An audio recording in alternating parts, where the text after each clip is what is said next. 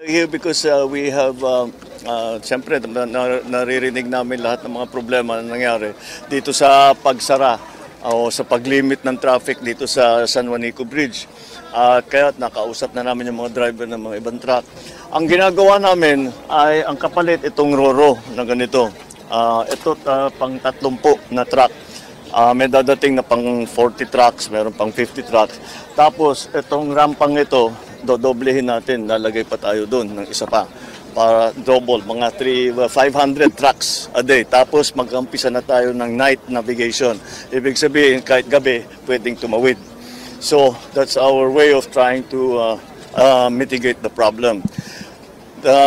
Maraming nagtatanong, bakit hindi napagplanuhan na mabuti ito? The reason is, ang talagang nangyari dyan, meron kaming rehabilitation plan para sa San Juanico. Noong ini-inspeksyon yung tulay para titignan kung saan ang kailangan rehabilitate, ang daming nakita na delikado. At sinabi kaagad ng mga engineer, isara natin ito dahil babagsak ito pagka minalas tayo. Kung saan pakita mo yung sa ilalim ng tulay. Tignan nyo. Yung tulay, maganda pang tignan if you look at it from outside. Pero ito yung ilalim. Kalawang na lahat. Oh, ito yung mga, ayan, ganyan na itsura dun sa ilalim. Tapos, hindi lang yun. Ito, so corrosion. Ito, this is the third span. Yung sa ilalim. Ito yung bumibigay na. Saan yung sa ito, buckling of the bottom na. Bumibigay na yung mga troso. Kaya, nung nag-inspeksyon ng DPWH para nga sa rehabilitation, nila delikado na itong tulay na ito. Hindi namin akalain na ganito kasama. Dahil, siguro, hindi namin malaman, hindi ginawa ng mabuti ang maintenance ng tulay. Dapat yan every 3 years binabalik-balikan. Tinatanong ko sa mga lokal, sa ating mga kababayan, kung talagang nagagawa ba noon yung every 3 years. Mukhang hindi. Kaya nagkaganito. Kaya ang inabot namin, talagang sira-sira na. Kaya napilitan kami, isara. Kaya biglaan.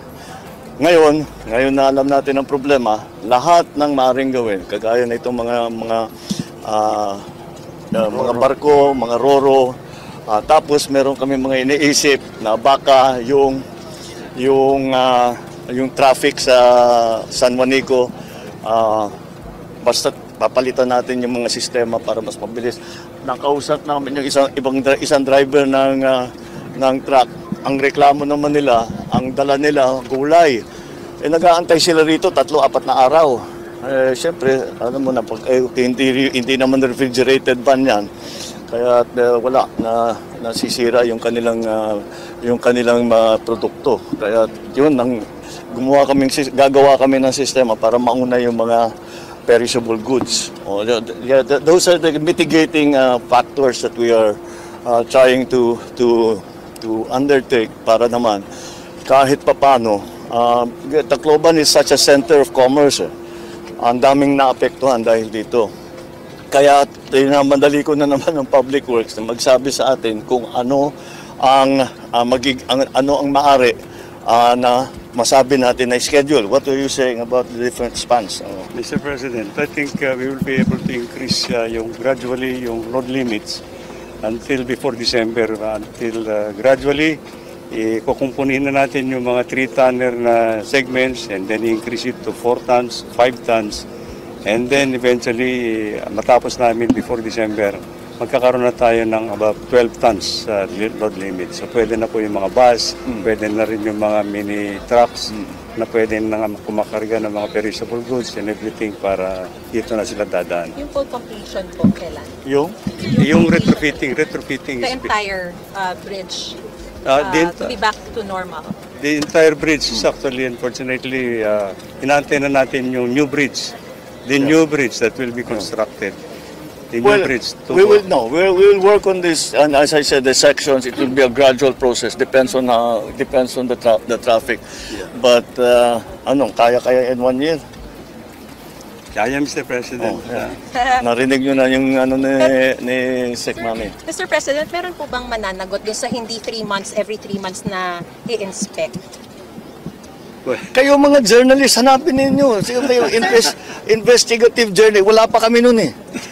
Kaya So it was prior. It was prior to your administration. Of course, hindi namin gagawin yun. That's why we will plead ignorance. We were not here yet. Okay. But this is, how old is this bridge? 53 years. 53 53 years. years. 53.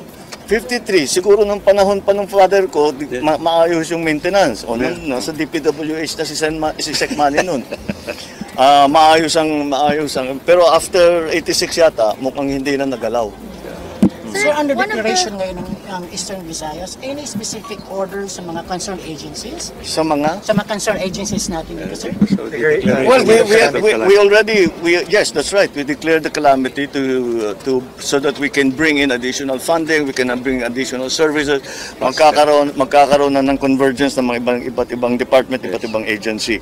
Tapos na yan. Actually, they have already done the convergence. We know what we need to do. We just have to do it. Kagaya ng mga construction, getting more boats, maybe finding other routes na pwedeng pantawid.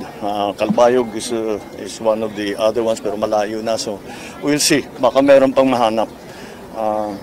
Yes. Mr. President, one of the worries is the pass-on charge to consumers, considering that truckers are shouldering additional fees for the RoRo service. What can the government do to ensure that will not be passed on to consumers?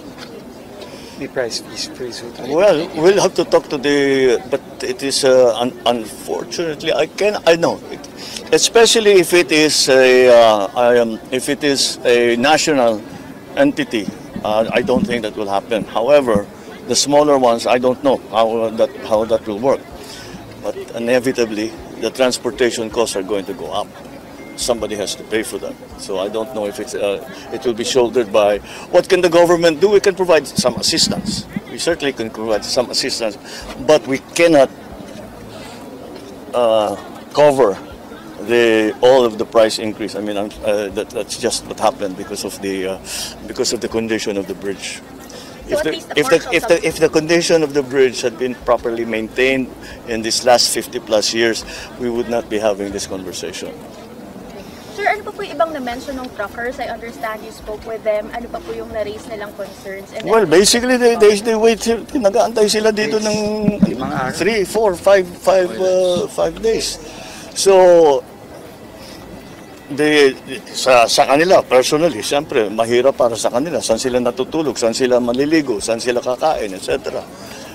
So we have to think about those things too.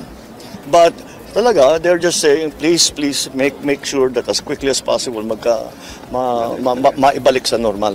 So yun ang kaming iniisip lagi, maibalik sa normal lahat ito. Sir, last na, metrics for you to lift the state of calamity, what conditions have to be met for you to consider lifting it after 1 year? When the traffic has returned to normal.